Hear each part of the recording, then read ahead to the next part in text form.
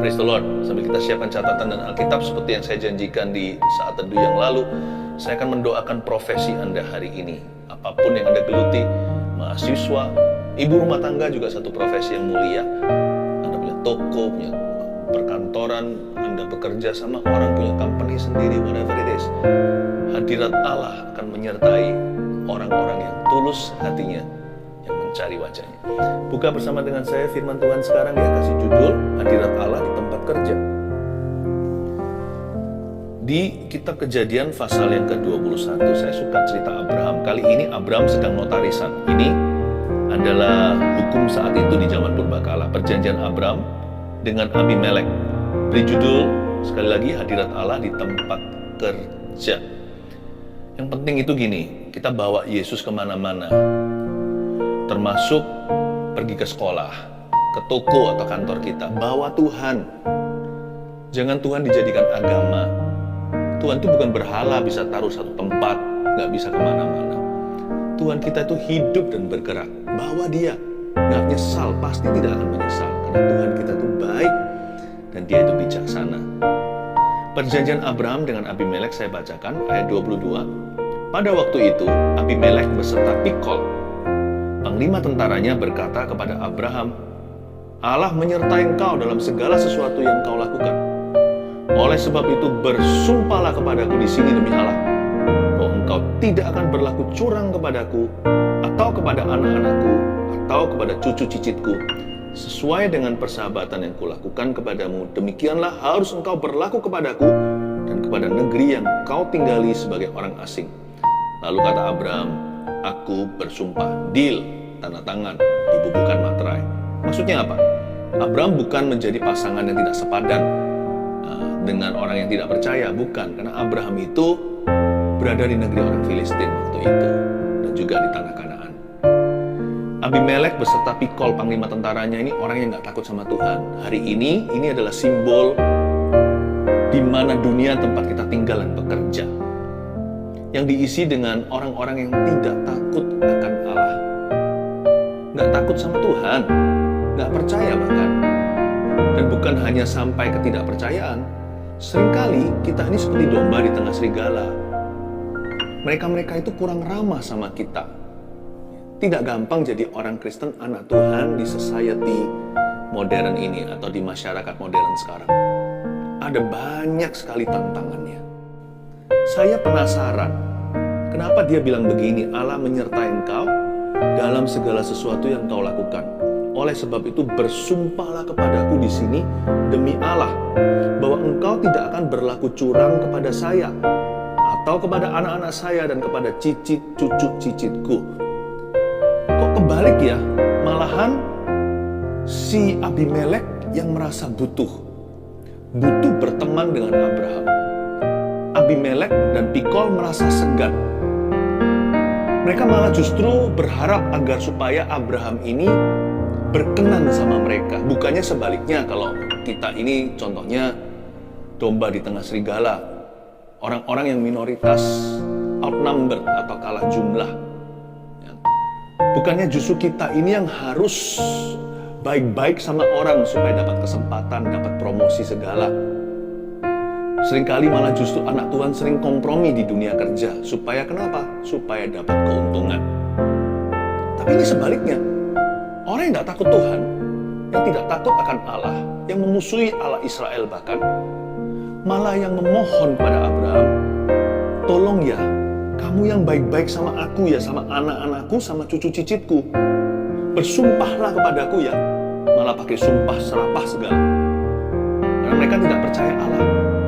Jadi mereka pakai sumpah segala. Bersumpahlah kepadaku di sini ya, demi Allah yang aku tidak kenal ini, atau demi Allahmu, bahwa engkau tidak akan berlaku curang kepadaku.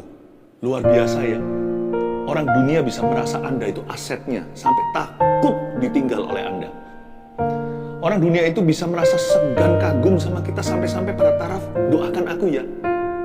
Semoga aku bisa disertai Tuhan seperti kamu disertai oleh Allah. Apa yang kira-kira Abimelek lihat?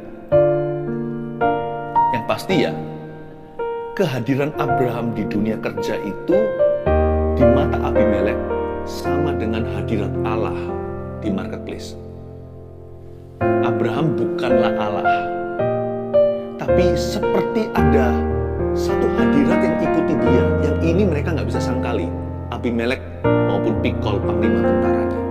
Mereka mungkin rasan-rasan di belakang Abraham. There is something about that guy, ada sesuatu tentang orang itu. Pokoknya ada satu penyertaan deh, yang kita nggak ngerti, nggak kenal itu. Tapi jangan sampai kita melanggar dia. Bisa-bisa kita kena murka. Mereka pasti melihat sesuatu. Mereka menyamakan kehadiran Abraham di tempat kerja, di tanah Kanaan itu sebagai hadirat Allah di marketplace mereka.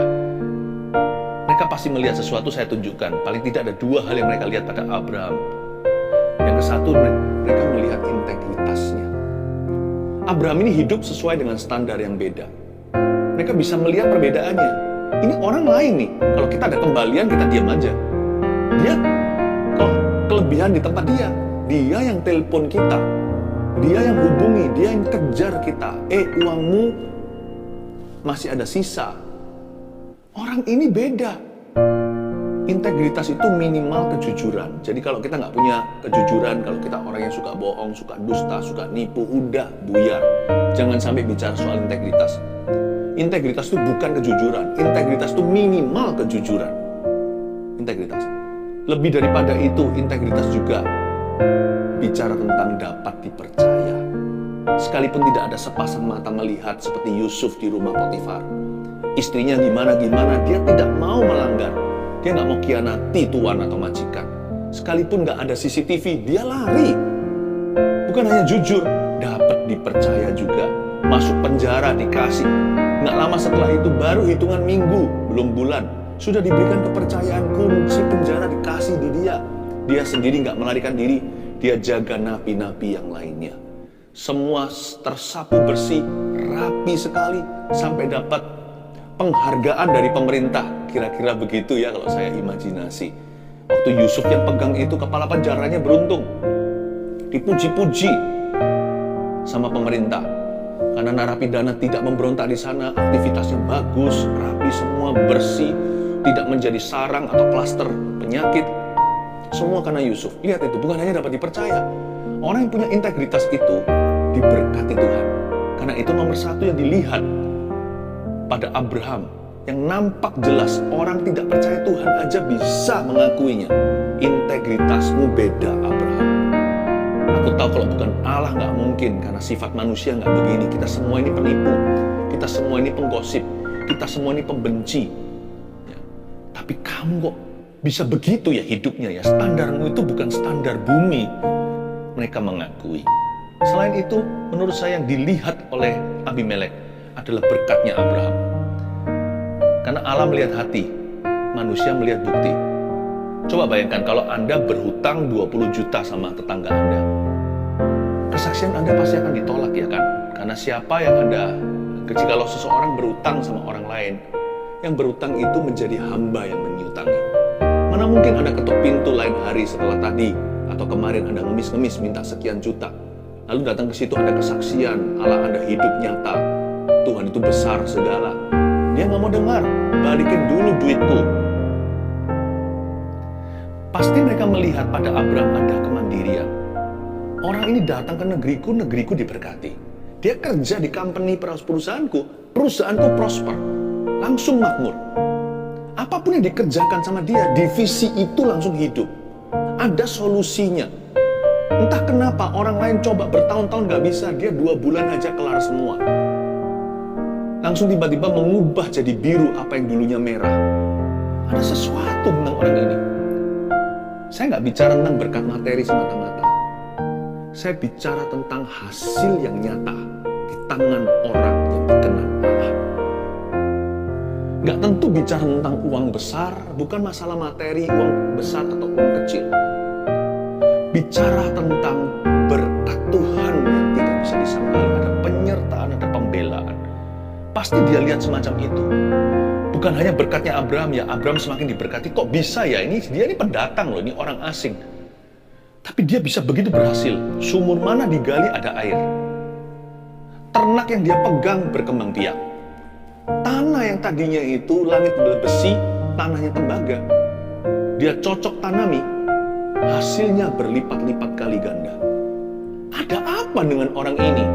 Kenapa berhala-berhala kita semua superstisi tahayul yang kita jalankan gak ada satupun bisa menyamai hasil yang dia buktikan? Mereka mulai tanya, rahasiamu apa? Apakah ada semacam pesugihan atau apa? Apakah key atau secretnya? Abraham berkata, tidak ada. Aku percaya Allah. Aku mau kenal Allahmu. Abraham menjadi saksi hidup karena berkat-berkatnya nyata. Bukan hanya Abraham diberkati, orang lain juga diberkati karenanya. Karena ada hadirat Allah di dalam kehidupan Abraham. Dan Allah menyertai dia ke sekolah, ke toko, ke kantor, ke pabriknya. Tuhan beserta atau Immanuel artinya. Orang bisa melihat dia diberkati dan orang lain diberkati karena dia. Kira-kira demikianlah yang dilihat oleh Abimelek dan Pikol. Orang-orang yang tidak bersunat hati, mereka yang tidak mengerti sama sekali Allah Israel itu siapa. Mereka bisa berkata begini sekali lagi, Allah menyertai engkau. Wow. Dalam segala sesuatu. Pasti dia lihat sesuatu kalau dia berkata Allah menyertai engkau dalam segala sesuatu. Berarti dia melihat sesuatu. Bukan hanya satu, dua, tiga, beberapa, dan segala sesuatu dia lihat. Allah menyertai Abraham. Allah menyertai engkau dalam segala sesuatu yang engkau lakukan, apapun yang kau perbuat menjadi berhasil. Saya berdoa agar kita semuanya mencari wajah Allah sebelum kita mencari tangannya. Jangan kejar berkat materi. Jangan kejar sukses duniawi. Dengan jelas Yesus mengajarkan di kitab Injil, segala sesuatu itu ditambahkan. Tapi carilah dahulu kerajaan sorga, kerajaan Allah, dan kebenarannya. Maka semuanya itu Tuhan tahu. Burung pipit di udara aja dia pelihara. Bunga di padang pun dia hiasi. Padahal besok loh bunga dan rumput itu layu. Burung pipit satu ekor hanya berapa duit? Bagaimana tidak Tuhan akan memelihara Anda? Apa yang tidak berkenan, buanglah. Carilah wajah Allah. Rendah hati di hadapan Kristus. Jangan masuk ke hadirat Tuhan langsung mintanya sukses, mintanya berkat. Carilah Tuhan. Kalau Tuhan suruh kita berintegritas di dunia kerja kita, takutlah akan Tuhan sekalipun tidak ada sepasang mata melihat. Yang kau kejar dan aku kejar bukan perkenanan orang, tapi perkenanan Tuhan. Ya. Ayat ke-25, tetapi Abraham menyesali Abimelek tentang sebuah sumur yang telah dirampas oleh hamba-hamba Abimelek. Jawab Abimelek, aku tidak tahu siapa yang melakukan hal itu. Lagi tidak kau beritahukan kepadaku, dan sampai hari ini belum pula ku dengar. Ayat 25, 26, Abraham menyampaikan sebuah komplain. Hanya karena kita takut akan Tuhan bukan berarti kita itu gampang dibully.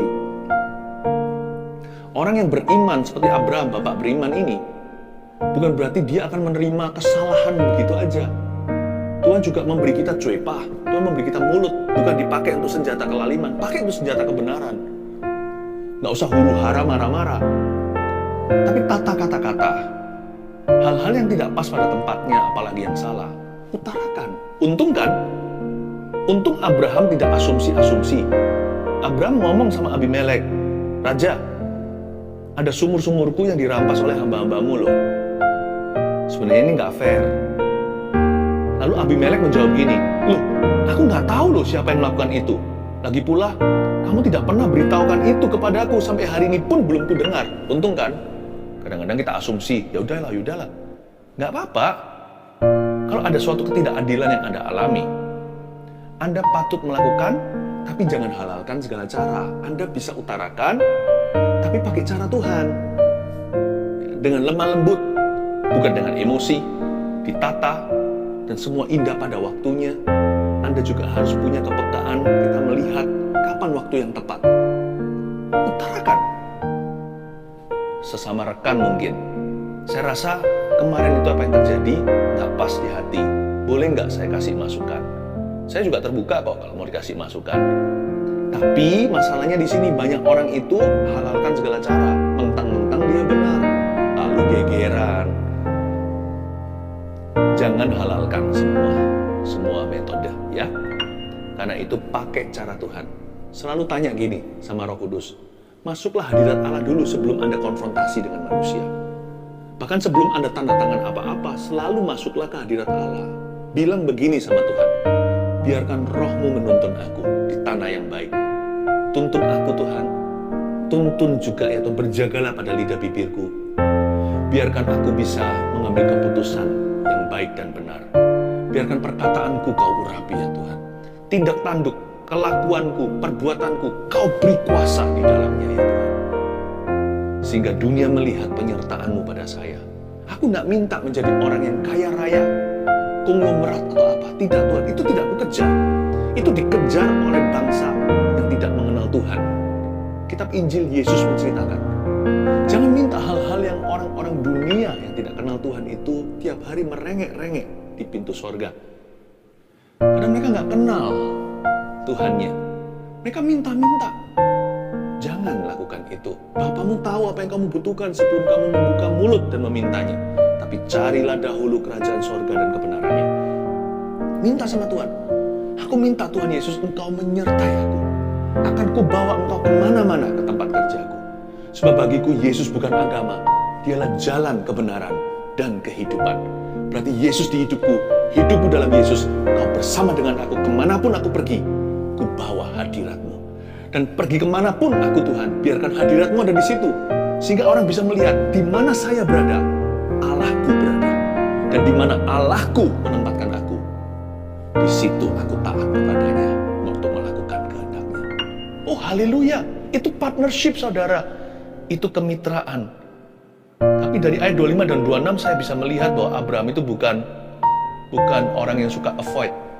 Dia bukan orang yang adalah tutup sebelah mata, menghindari konfrontasi. Enggak. Kalau dia benar ya dia akan memperjuangkan. Ya kan? So oke enggak kalau Anda memiutangi seseorang, uang enggak dikembalikan Anda minta. Oke aja sekalipun Anda mungkin tidak mendapatkan respon yang ramah. Tapi Anda jangan terpancing. Anda bisa ngomong baik-baik. Ya ada resikonya kalau minjemin orang hari-hari ini itu siap-siap hilang. Memang mau minjemin orang, saran saya adalah sudah hati itu harus diam-diam rela kalau nggak kembali. Anggaplah persembahan atau memberi.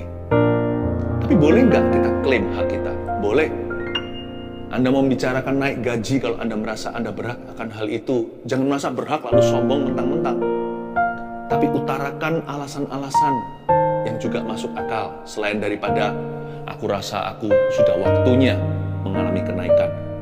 Anda bisa ngomong baik-baik. Ada kebutuhan, nggak usah pura-pura atau dibuat-buat. Tapi kalau nggak ada kebutuhan, Anda juga bisa bilang, mungkin apakah sudah waktunya dipertimbangkan? Kalau enggak ya nggak apa-apa. Kalau Anda hatinya benar dan baik, ya nanti Tuhan yang bela. Kalau Anda nggak dihargai, nanti akan ada orang lain menghargai Anda. Percayalah saya. Barang bagus nggak bisa disimpan lama-lama. Cepat lambat akan keluar news atau beritanya. Pasti tercium ke hidung Tuhan. Promosi datang dari tempat tinggi. Don't worry. Malah justru kalau orang merusak, menuntut belaka, tapi nggak pernah menunjukkan performa, orang begitu semakin turun value-nya.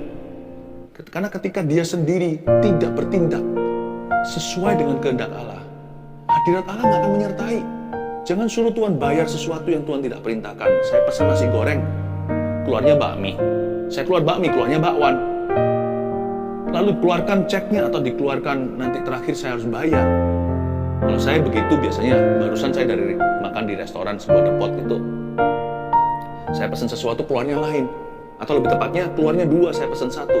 Saya kasihan. Ya kan, saya kasihan. Nanti kalau di waiternya dimarah-marah, ya dia nggak sengaja. Kalau dia lakukan itu setiap kali ya nggak tahu lagi. Tapi seharusnya enggak. Itu waiter baik-baik, dia kasih saya makanannya. Saya bilang, mas, kembali. Nggak apa-apa, yang satunya saya ambil sekalian. Padahal saya kenyang, udah saya kasih. Kita bagi-bagi berapa orang aja makan, nggak apa-apa, ya kan? Tapi kalau dia sengaja, saya minta A, dia kasih B, saya kasih B, dia kasih C. Bisa-bisa pelanggan marah, nggak mau bayar. Minta tips lagi. Kok enak? Kenapa Tuhan suruh memberkati? Kenapa hadirat Allah disuruh pergi sama kita, padahal kita tidak melangkah pada kehendak Allah? Padahal kaki kita melangkah pada dosa, hawa nafsu duniawi, keinginan sendiri. Makanya hadirat Allah nggak mau pergi bersama dengan orang seperti itu. Tuhan suruh ke kiri, dia ke kanan. Tuhan suruh ke kanan, dia ke kiri. Dan kenapa Tuhan harus memberkati kalau Tuhan tidak perintahkan? Kalau kita terus melanggar perintahnya, mengapa kita merengek-rengek minta berkat? Sedangkan kita melakukan perintahnya aja, kita nggak bisa menuntut Allah kok berkati saya. Kalau kita melakukan kehendaknya, bukannya sepatutnya kita ini manusia harusnya berterima kasih pada Tuhan yang menyelamatkan kita cuma-cuma. Tapi paling tidak kan hati kita itu bisa GR dulu, bisa berbangga, berbunga. Kalau kita melakukan kehendak Allah itu diam-diam bisa simpan di hati ini. Siapa tahu Tuhan memberkati. Nah itu boleh. Tapi kalau kita melanggar firman-Nya, diam-diam di hati itu perasaan, mungkinkah Tuhan berkati? Saya beritahu dulu hari ini, nggak akan. Tuhan tidak akan berkati yang Tuhan tidak pesankan. Tuhan nggak pesan kok disuruh bayar. Tuhan nggak mau ke situ kok dipaksa ke sana. Tapi kalau kita melakukan kehendaknya, hati ini bisa simpan, diam-diam bisa simpan iman. Siapa tahu Tuhan berkati. Apalagi kalau kita mengerti dan tahu dan kenal Tuhan kita, Dia adalah Allah yang baik. Bukannya berkat yang kita cari, hadirat Allah. Yang pasti berkat ada atau tidak itu nggak masalah. Asal Allah ada di sana bersama dengan saya. Kalau saya melakukan perintahnya, berjalan seturut kehendaknya, di mana saya berada, Allah ada di sana. Hadirat Allah bersama dengan saya di tempat kerja saya. Please don't cheat. Jangan menipu, jangan melanggar firman Tuhan, jangan melukai orang dengan sengaja, jangan melakukan sesuatu yang merugikan padahal secara nurani Anda tahu itu salah. Di tempat kerja Anda, supaya di mana Anda berada seperti Abraham, Allah ada di sana untuk menjaga dan untuk merestui. Ya. Ayat 27, lalu Abraham mengambil domba dan lembu dan memberikan semuanya itu kepada Abimelek. Kemudian kedua orang itu mengadakan perjanjian. Nah bagus, ini notarisan. Ini orang Filistinnya berkata, ayo kita buat perjanjian di sini supaya kamu tidak berbuat sesuatu yang jahat kepada aku ya. Dalam hatinya ini dia nggak ngaku. Ada rasa takut dan segan, termasuk kagum di dalamnya terhadap Abraham. Ayat 28. Tetapi Abraham memisahkan 7 anak domba betina dari domba-domba itu. Coba diingat ya, bukan domba jantan ya. 7 anak domba betina. Anak domba masih bisa besar. Betina lagi, berarti masih bisa beranak.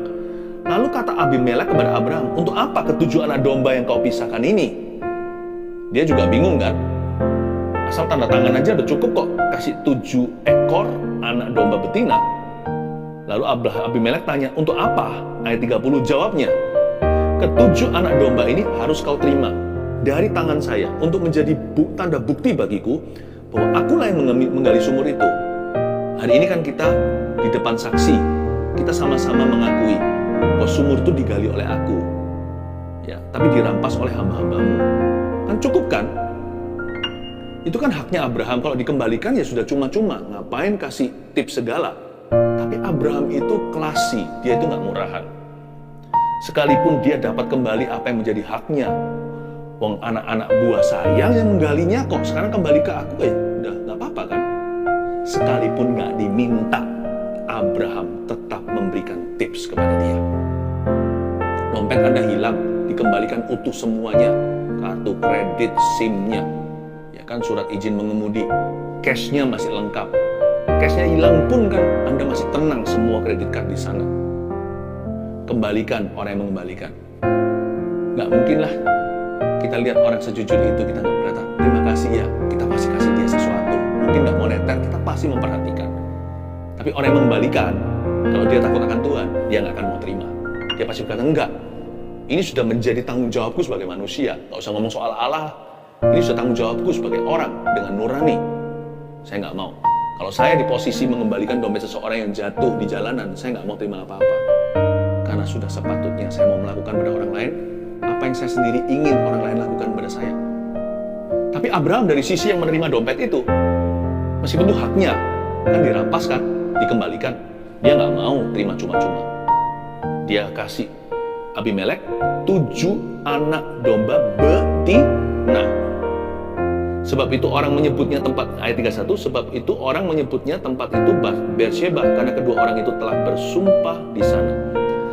Setelah mereka mengadakan perjanjian di Beersheba, pulanglah Abimelek beserta Pikol, panglima tentaranya, ke negeri orang Filistin. Lalu Abraham menanam sebatang pohon tamariska di Beersheba dan memanggil di sana nama Tuhan Allah yang kekal. Dan masih lama Abraham tinggal sebagai orang asing di negeri orang Filistin. Coba saya jelaskan ya kenapa 7 ekor anak betina dulu. Sama seperti kalau lagi di musim kepiting gitu, kepiting betina tidak boleh dipancing. Saya dulu waktu sekolah di luar negeri, ada musim kepiting, nggak boleh dipancing. Yang jantan boleh diambil, yang betina harus dikembalikan ke lautan. Karena itu adalah aset negara, dia akan beranak terus. Abraham itu tahu haknya. Please understand your right. Pahami hakmu secara pribadi. Tapi janganlah serakah. Understand your rights, but don't be greedy. Selalu cari win-win solusi. Ingat ya, jadi orang tidak boleh pelit. Karena hadirat Allah itu memberkati. Kita itu mewakili Tuhan di tempat kerja. Orang lihat kita itu menjadi teologi di depan mata. Tuhan seperti apa itu tergantung kelakuan kita. Bagi orang-orang yang tidak kenal Tuhan, mereka hanya bisa mempelajari bukti. Mereka nggak bisa melihat hati. Hadirat Allah itu nggak kelihatan. Andalah yang nampak mata. Saran saya adalah dari firman ini, seperti Abraham, miliki kelas. Menjadi orang yang berkelas itu tidak harus kaya raya. Orang pas-pasan juga bisa. Itu bicara tentang sifat karakter bangsawan, bukanlah sifat murahan. Pahami hakmu, sekalipun dompet kembali. Cari, pikirkan orang lain juga. Abraham berkata, aku memang mengambil kembali sumur ini adalah hakku. Tapi aku juga nggak mau kamu merugi. Buktinya kamu sangat mengingini sumur itu. Hari ini aku super terima kasih, dikembalikan aja. Saya sudah bersyukur pada Tuhan. Nih, ambil 7 ekor domba wagyuku yang betina. Paling tidak kan ada kompensasi. Padahal Abraham tidak harus lakukan itu. Dia tetap lakukan itu. Karena dia mewakili hadirat Allah di dunia kerja tempat orang Filistin. I love. Saya suka sifatnya. Dia membangun loyalitas. Bagi dia itu bukan materi. Selalu bagi dia aset nomor 1 dalam hidupnya adalah hubungan manusia. Itu yang dia jaga. Dia tidak kejar transaksi. Sekali tabrak lari. Yang dia kejar adalah loyalty. Tidak heran ya, saya kasih sekilas saja, dengan ini saya selesai. Tempat yang namanya Beersheba, tempat Abraham tanda tangan notarisan sama Abimelek. Sumur itu nantinya digali ulang sama Ishak, dan Ishak menjadi kaya raya. Orang itu kalau benar dealingnya urusannya sama orang, yang nuai itu turun-temurun anak cucu cicitnya. Selain itu tahu nggak, Yakub transit di situ sebelum dibawa untuk ketemu reuni dengan Yusuf, lalu bangsa Israel pindah ke Mesir. Itu di sana. Lalu nantinya keturunan berikutnya lagi, Yosua menyerahkan tanah itu, tanah tempat Beersheba ini kepada suku Simeon dan Yehuda. Satu lagi, nanti turun lagi, lebih lama lagi nanti di zaman raja-raja, ada seorang nabi besar bernama Elia, menjadikan tempat persembunyian perteduhan saat nyawanya diancam oleh Isabel, ratu jahat itu, di tempat Beersheba ini. You see, kita hanya jujur sekali, berintegriti. Kita bersekutu dengan Allah di tempat Beersheba, tempat kerja kita, tempat notarisan. Nanti yang nuai itu, ya aduhai, tak tersembunyi. Kalau kita melakukan apa yang berkenan di tempat yang tersembunyi, Allah broadcast di tempat terbuka. Turun-temurun selalu akan ada roti.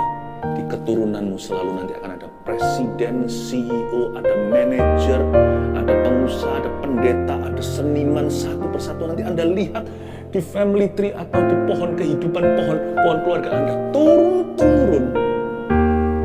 Keturunan yang diberkati karena ada hadirat Allah suatu hari dalam kehidupan Anda. Saya berdoa profesimu diberkati oleh Tuhan.